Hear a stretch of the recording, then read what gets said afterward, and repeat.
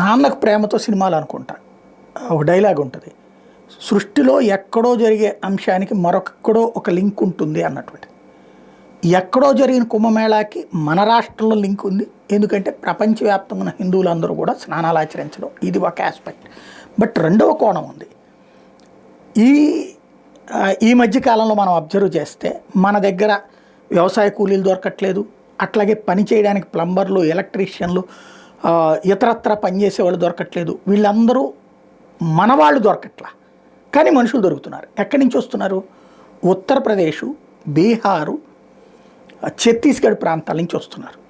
గత కొన్ని రోజులుగా మనం అబ్జర్వ్ చేస్తే ఈ 2 నెలల్లో మనుషులు దొరక్క భవన నిర్మాణాలు ఆగిపోయినాయి, మనుషులు దొరక్క కొన్ని పనులు ఆగిపోయినాయి. బార్బర్ షాపుల్లో మనుషులు వీళ్ళు కూడా ఆగిపోయారు.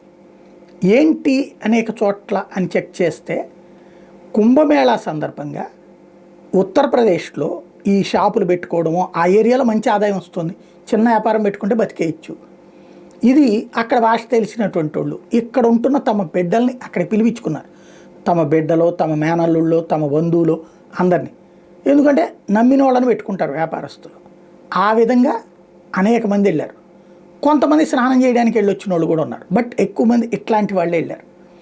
ఆ విధంగా దేశవ్యాప్తంగా ఉత్తరప్రదేశ్ నుండి ప్రతి ఏడాది 1.5 కోటి మంది యువతరం ఇతర ప్రాంతాలకు వెళ్ళి ఉద్యోగాలు, ఉపాధి పొందుతున్నారు. వాళ్ళల్లో దాదాపుగా 70-80 లక్షల మంది ఈ సందర్భంగా వచ్చారట.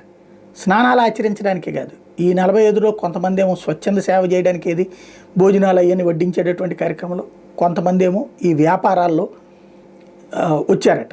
ఇప్పుడు వాళ్ళందరూ మళ్ళీ తిరిగి ఆయా ప్రాంతాలకు వెళ్తారా, అక్కడ బాగా సంపాదించుకుంటే అక్కడే సెటిల్ ఏదైనా వేరే వ్యాపారాలు పెట్టుకుంటారో చూడాలి.